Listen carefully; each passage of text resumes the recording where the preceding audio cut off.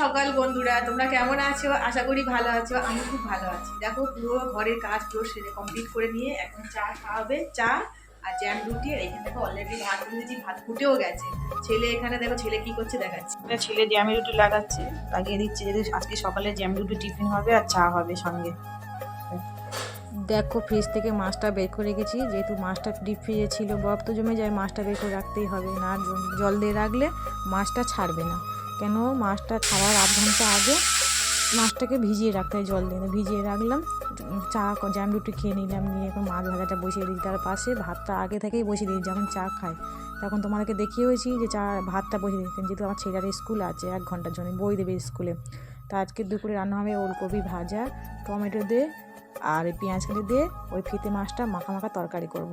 তার ফাঁকে বসিয়ে দিয়েছি এইদিকে মাছটা ভাজতে ভাজতে কড়াটা খালি যাবে, ওলকপিটা কেটে তার ভাজাটা বসিয়ে দিয়েছি। ওলকপিটা আস্তে আস্তে ভাজা হচ্ছিল, তার জন্য আমি তো সব তো এক হাতে নিয়ে বসি না, কাটাকুটি করে। আমি যেহেতু যখন তারা থাকে তখন কি করি, একটা একটা করি। যখন স্কুল থাকে, স্কুল না থাকে তখন একসঙ্গে কেটে কুটে নিয়ে বসি, তাতে আমি একটু আস্তে আস্তে করি। তো যেহেতু ছেলের এপারে মাছ ভাজাটা হয়ে গেছে, কড়া খালি দেবো কেন, বসে থাকবো কেন, ছেলের স্কুল টাইমও হয়ে এসছে, তার জন্যে ওলকপিটা ভাজা বসিয়ে দিয়েছি। ওটা আস্তে আস্তে হচ্ছে, একদিক থেকে জোগাড় করে নিচ্ছি আমি একটা একটা করে। তা ওই একটা একটা মাছ ভাজা হয়ে গেল, কপিটা ভাজা প্রায় হয়ে এসছে। মিক্সিতে এদিকে আদা রসুন টমেটো পেস্ট করে নিলাম। ওলকপিটা ভাজাও হয়ে গেছে, এদিকে পেস্টও হয়ে গেছে, আগে তো মাছ ভাজাও হয়ে গেছে।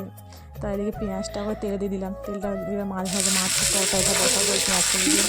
তা পেঁয়াজটা ব্রাউন করে ভেজে নিচ্ছি হালকা হালকা, ওখানে পেঁয়াজ দিতে। দেখো, একটা জিনিস তোমাকে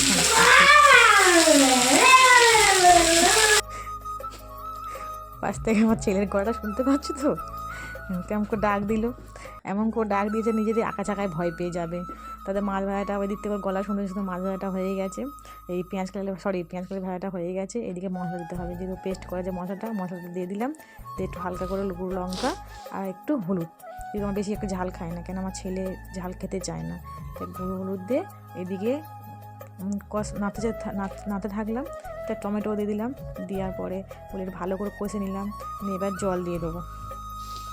জলটা দেওয়ার পরে একটু ভালো করে ফুটবে, তার ফাঁকে আরেকটা ঘরের কাজও হয়ে যাবে, কারণ সেখানে ছেলে যদি স্কুল তাড়াতাড়ি বলা হচ্ছে। এদিকে ঘরটাও ঝাড় দেওয়া হয়ে গেছে, এদিকে ভাতটাও এদিকে হয়ে গেছে। হয়ে যাওয়ার পরে এদিকে ওই তরকারিটা ফুটুক, তো বাসন কটা যেগুলো পড়েছি, চা খেয়েছি আর টুকটাক বাসন থালাগুলো পড়েছে, ওগুলো বলি মাজা ঘষা করে নিয়ে দিলে আমার কাজটা তাড়াতাড়ি হয়ে যাবে, বসে থাকবো দাঁড়িয়ে থাকবো কেন, তাদের কাজটা হয়ে যাবে। তার জন্য এইগুলো বাসন থালাগুলোও মেজে নিয়েছি। তো মেজে নেওয়ার পরে ভালো করে ধোয়াধুয়ি করে নিচ্ছি। এই দিক থেকে সে পাশে একটা গামলা রয়েছে কালো রঙের, তা সেই গামলার মধ্যে মেজে ঘষে রেখে দিচ্ছি। আবার তারপরে তরকারিটা স্কুলে দেখলাম, এদিকে আমার ছেলে পাশে ঘুরু করছে মোবাইলটা দেখবার জন্য, যদি মোবাইলে কার্টুন দেখবে ওই পাশে ঘুরু করছে। তো তরকারিটা ফুটে উঠেছে, তা মাছ ভাজাটা ছেড়ে দিলাম, মাছটা দিয়ে দিলাম, দিয়ে একটু মাছটা ফুটে উঠলে তরকারিটা নামিয়ে নেবো। নেওয়ার পরে আস্তে আস্তে করে, যদি গরম আছে, এদিকে গ্যাসটা জ্বললে বা তো ভুলে গেছি, যে মাছ রান্না বান্না পুরো কমপ্লিট হয়ে গেল। টাটা।